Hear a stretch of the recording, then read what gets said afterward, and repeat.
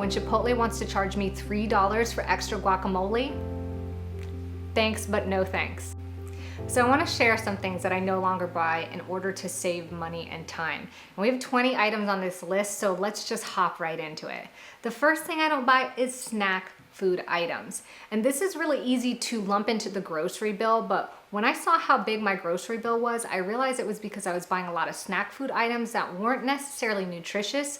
They were just fun to eat. The next thing to watch out for is specialty superfood or healthy brand items that are really expensive. They don't provide that much of a boost in nutritious value, especially if you're eating really good fruits and vegetables and you keep up with your supplements. It's not really necessary. It's more of a luxury to get these snack items. Number 3 on my list is upgrades at restaurants. So I still like eating out once in a while, but when Chipotle wants to charge me $3 for extra guacamole, thanks, but no thanks. Other things that you could save money on are things like appetizers, drinks, and sauces, things that you could totally supplement at home, enjoy your meal, and save the extra costs. So I used to be a big fan of food service because they would make your foods for you and they get delivered to your door. But the cool thing is now that grocery stores and places like Costco make really affordable, pre-made foods that are basically like homemade with fresh ingredients. All you gotta do is stick them in the pot or oven and you're good to go. I really like to make sure I'm aware of the things that I use regularly and can buy in bulk. I can save a lot of money in buying bulk things like grain, protein powder, oats, beans, etc. When you buy these things as singular items in small packages, the cost can add up. By taking the time to plan ahead and buy in bulk, especially items that can't expire or things that you know you're going to consume before they expire, can save you money incrementally.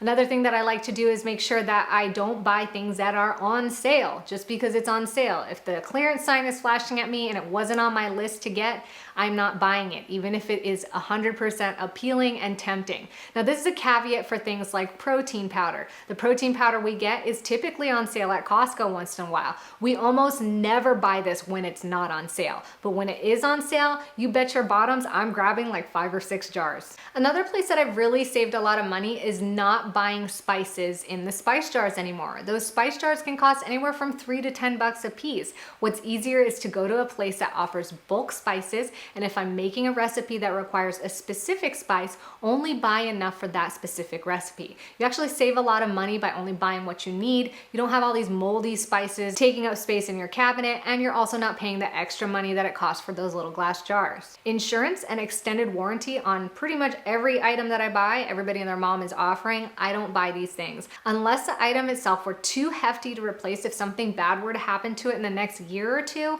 I'll cover those costs myself and take my chances. Again, you have to weigh your options here, but I read someplace that if the insurance costs more than 30% of the price of the item, then it's probably not worth it. Clothes that need some extra special cleaning care or dry cleaning, I just don't have the time for that. I don't want to take this to the dry cleaners. I don't want the extra cost. Even if they have those dry cleaning bags that you can stick in your dryer, I just don't deal with them. If the clothes can't all be washed one and the same, I'm not buying it. Movies and TV shows.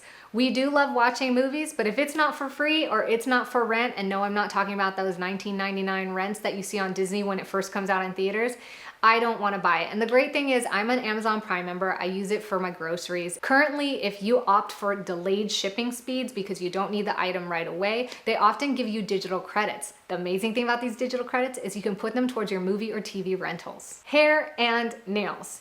Now, once in a while, we girls in the family go and get our nails done just for fun. But honestly, most of the time, I really don't like it. It's just a communal thing that I like to participate in. But I am actually the family hair cutter. And I don't mean just myself. I cut my husband's hair. I cut my kids' hair. I cut my in-laws' hair. But if that's not something that you want to do, I would say just find like a really good hair cutter and avoid all the excess and the other things. Now, once in a blue moon, if you do have some sort of engagement to attend to, like a wedding, I don't think it's bad to go get your nails done, but I don't think it's really necessary all the time. Plus, it takes a lot of extra time and money. New clothes. Now I have a caveat to this for myself because I have a tendency to like to wear sort of a life uniform, not 100%, but when I find a shirt that works, I like buying the same thing in the same color multiple times over. But I only like to buy new clothes from sustainable companies like Patagonia and Prana, and oftentimes I will look for those things on Poshmark used before I actually buy new from the website. Most of my clothes are actually from Goodwill, and I absolutely love thrift shopping. It's not only fun, it's inexpensive, and you find some really awesome deals. Plastic wrap, like the ones you typically use in the kitchen, we like to use glass with lids. But for things that need to be wrapped, you can get these cloths that are dipped in beeswax that really do the trick at sealing things. But keep in mind, it still breathes a lot more than plastic wrap. So if you are intending to keep things for a long time, things like cheese might dry out. This is a great place to wrap them and then put them in one of those glass locks, and it works really well. So my home has, for the most part, eliminated all paper products. And I say for the most part because we do keep paper towels for occasional icky things, like if we're picking up dog poop, and we do have toilet paper for guests. But for all of our cleaning towels, napkins, even our toilet paper needs and feminine products, we use towels and reusables. It's taken a while to get here, but if you want me to cover all things in those topics, let me know and I'll make sure I make a separate episode for just that. Feminine hygiene products is one of those things. This is separate on the category because it's taken me a while to find this balance. But what's really worked for me is menstrual underwear, and the cups really haven't worked for me. So I've just found